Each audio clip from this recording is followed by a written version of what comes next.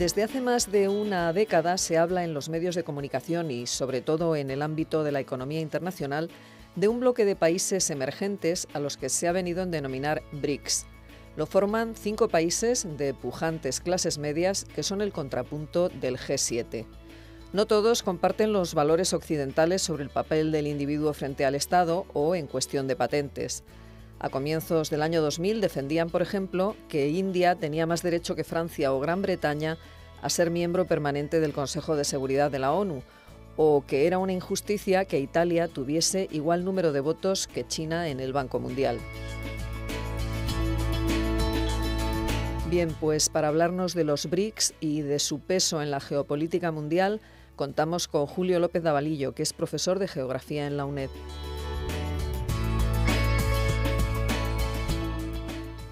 Julio, muy buenos días y bienvenido a Sin Distancias. Buenos días, Clara. ¿A qué responde el término BRICS? La sigla BRIC es un acrónimo para referirse conjuntamente a Brasil, Rusia, India, China y Sudáfrica. El origen de este término, sin la S final de Sudáfrica, data del año 2001 y se debe al economista británico Jim O'Neill, quien acuñó este término para agrupar a los que entonces eran los principales mercados emergentes del mundo, aunque los países referidos no asumieron oficialmente la idea y el término BRIC hasta el año 2008, tras una serie de reuniones habidas entre sus gobernantes en distintas partes del mundo. Hay quien sugiere, por otra parte, que el término BRIC no es más que una llamativa sigla para designar a las entonces 4 hoy 5 mayores economías emergentes, pero que nada en términos prácticos los une, aparte de que todos son potencialmente grandes mercados.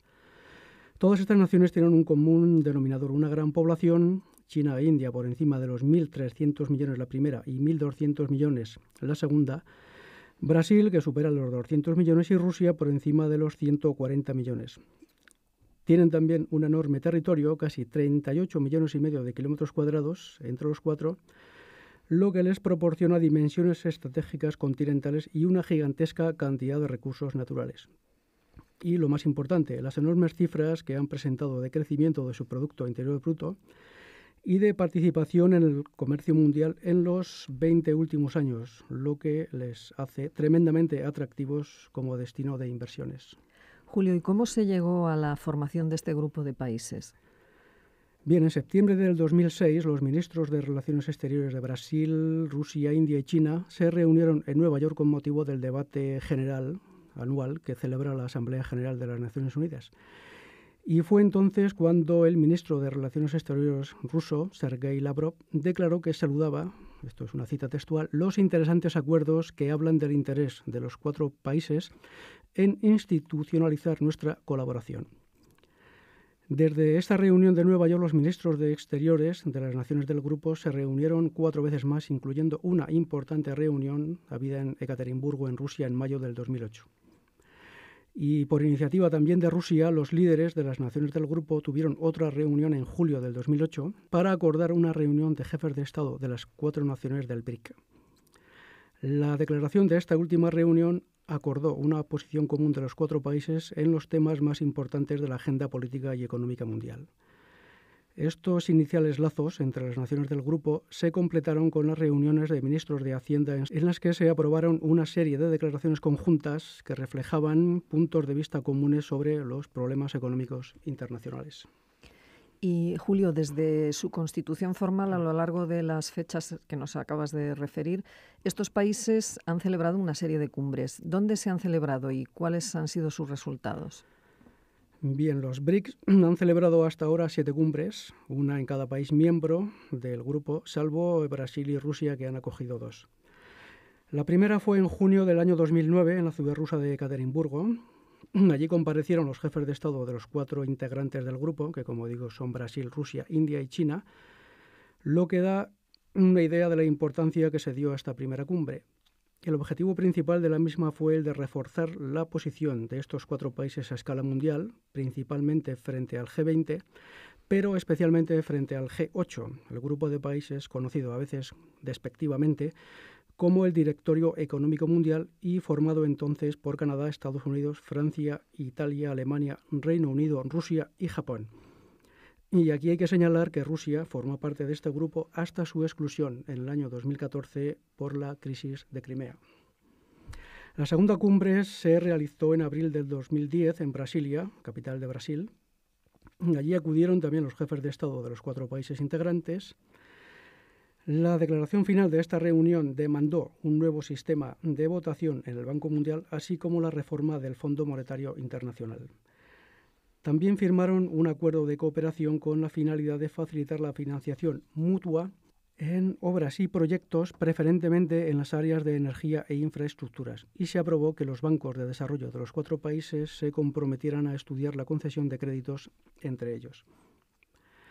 La tercera cumbre se realizó en la ciudad china de Sanya en abril del 2011, ya con la participación de Sudáfrica.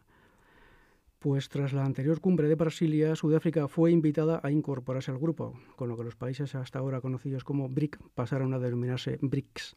El principal asunto de esta cumbre fue la propuesta de reforma del Sistema Monetario Internacional, que es el organismo que regula los pagos y cobros derivados de las transacciones económicas internacionales. Bueno, pues ya tenemos tras esta cumbre a Sudáfrica como nuevo miembro en el grupo BRICS. ¿Dónde se han celebrado las siguientes cumbres, Julio? Bueno, la cuarta cumbre se celebró en marzo del 2012 en la ciudad india de Nueva Delhi, con unas medidas de seguridad extremas. No en vano, el tema principal del evento llevó por título Alianza de los BRICS para la estabilidad global, la seguridad y la prosperidad. La quinta cumbre se celebró en la ciudad sudafricana de Durban, en marzo del 2013. Esta fue la primera vez que Sudáfrica recibió en su territorio a la cúpula de los BRICS. El asunto principal del evento llevó por título Los BRICS y África, Alianza para el Desarrollo, la Integración y la Industrialización.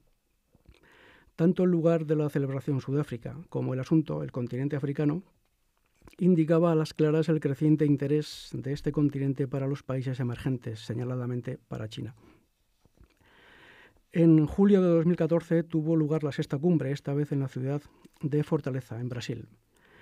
Esta cumbre contó con Argentina como país invitado a iniciativa de Rusia y en ella se firmó el tratado constitutivo del denominado Nuevo Banco de Desarrollo y también del Acuerdo de Reservas de Contingencia. En lo referente al Nuevo Banco de Desarrollo, se estableció que contaría con un capital inicial, a partes iguales, de 50.000 millones de dólares, destinados prioritariamente a financiar infraestructuras. Y respecto al acuerdo de reservas, inspirado en el Fondo Europeo de Garantías de la Unión Europea, se previeron 100.000 millones de dólares de reservas internacionales de cada país a utilizar en caso de problemas en la balanza de pagos de alguno de los miembros del BRICS. Bueno, este mismo año se ha celebrado la hasta ahora última cumbre del grupo en Rusia, en la que se puso en marcha el nuevo Banco de Desarrollo, ¿no?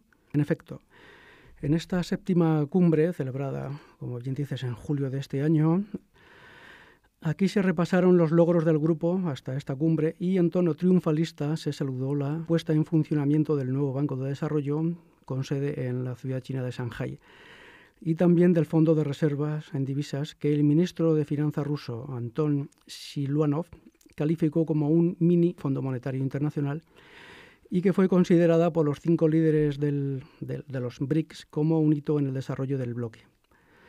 Pero junto a la vertiente económica, una larga declaración de 77 puntos, aprobada en la ciudad de Ufa, supuso un espaldarazo a la aspiración de Rusia de imprimir al bloque un carácter político, además de económico, de promover la coordinación de posiciones en las instancias internacionales y de rechazo al dominio económico estadounidense. Bueno, Julio, ya que el componente económico es fundamental en este grupo de países, ¿cuál es el peso del BRICS en la economía y política mundiales? Pues mira, antes de contestar directamente a esta cuestión, habría que señalar que desde el fin de la Segunda Guerra Mundial, la economía mundial ha estado dominada por la denominada tríada. Es decir, el bloque compuesto por Estados Unidos y Canadá, por una parte, Europa Occidental por otra, hoy la Unión Europea, siendo Japón, tras su recuperación de posguerra, la otra pata de esta tríada. Y bueno, fue el economista japonés Kenichi Omae quien acuñó el término tríada en un libro que publicó en el año 1985 titulado precisamente El poder de la tríada. Estos países, la tríada, realizan actualmente entre ellos el 80% del comercio mundial, detentando nada menos que el 70% de la producción mundial el 90% de las operaciones financieras y el 80% de los nuevos conocimientos científicos y las patentes. Ellos son, por cierto, los actores principales y esenciales de la actual mundialización e internacionalización económicas. Por su parte, los BRICS, que se han presentado como una alternativa al omnívodo dominio económico de la tríada y de la OCDE hasta hace una década y media, presentan el siguiente balance. 2 de los BRICS, China e India, son economías basadas en la fabricación masiva, siendo a la vez grandes exportadores. Y los otros 2, Brasil y Rusia, son fundamentalmente exportadores de recursos naturales y en menor medida de productos industriales. 2 de estos países del grupo de los BRICS tienen poblaciones en franco crecimiento, Brasil e India, pero los otros 2, China y Rusia, adolecen de poblaciones que encogen, siendo mucho más acusado este fenómeno en la regresión demográfica de Rusia. 2 son democracias consolidadas, Brasil e India. Rusia es una cuasi democracia, según los estándares occidentales, y el otro, China, sabido es que es un estado comunista, es decir, una dictadura. Y todos ellos, excepto Brasil, por ahora, que no las tienen armas nucleares. Sobre la proyección futura de los BRICS hay distintas opiniones y previsiones. El influyente grupo bancario estadounidense Goldman Sachs estima que el potencial económico de Brasil, Rusia, India y China es tal que pueden convertirse en las 4 economías dominantes en el mundo hacia el año 2050. Se estima que estos países tendrán más del 40% de la población mundial en esa fecha y un PIB, un Producto Interior Bruto combinado, de unos 135.000 billones de dólares. Sin embargo, es importante observar que no figura en la agenda de los BRICS formar un bloque político y económico compacto, como es el caso de la Unión Europea. Y siguiendo las previsiones de Goldman Sachs, se prevé que China e India, respectivamente, serán los predominantes proveedores mundiales de tecnología y de servicios, mientras que Brasil y Rusia pueden llegar a ser dominantes como proveedores de materias primas. Brasil es predominante en biodiversidad, mineral de hierro, etanol y en alimentos, mientras que Rusia tiene una potente industria de armamentos, grandes reservas de petróleo y también de gas natural. Así las cosas, los BRICS tienen el potencial de formar un bloque económico de enorme alcance con un peso internacional como el actual G7. Ahora bien, en la actualidad, los BRICS, como el resto del mundo desarrollado, se enfrentan a una severa crisis, patente en Rusia desde hace años, en Brasil desde hace meses y en China con una ralentización económica y una crisis bursátil desde hace varias semanas. Julio, para concluir, ¿qué objeciones y retos, si los hay, plantea la irrupción a escala mundial del bloque de los BRICS? La principal crítica que ha recibido el concepto de BRICS es que no define a un grupo homogéneo ni plantea una vía alternativa de desarrollo, sino que continúa el modelo capitalista estadounidense o anglosajón.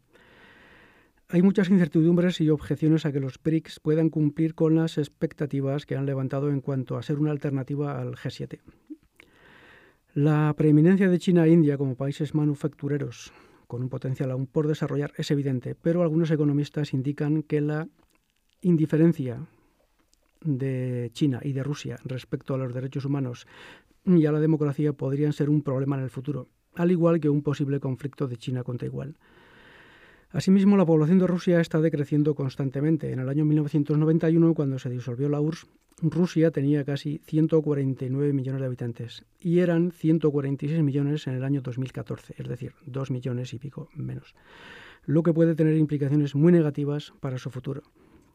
Finalmente, el potencial económico de Brasil es tal... Finalmente, el potencial económico de Brasil tal vez se haya sobreestimado.